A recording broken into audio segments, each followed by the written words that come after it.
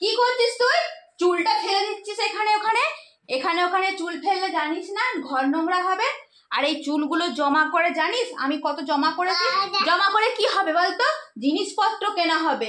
দেখবি, এই দেখ আমি চুল দেখাচ্ছি কত জমা করেছি। এই দেখ আমি এতে চুল জমা করেছি কত। ওই চুলটাও এতে রাখবো, রেখে জিনিস কিনবো, বুঝলি? চুল জমা করে রাখতে হয়। চুল জমা করে রাখলে কি হবে? নোংরাও হবে না, আবার জিনিস কেনাও হবে। জানিস কত দাম? 4,000 4,500 টাকা করে কেজি চুলের। চুলের কত দাম। এই দেখ এতে রাখবি চুল এবার থেকে। আমাদের এই ভিডিও ভালো লাগলে অবশ্যই তোমরা লাইক করো, কমেন্ট করো, শেয়ার করো।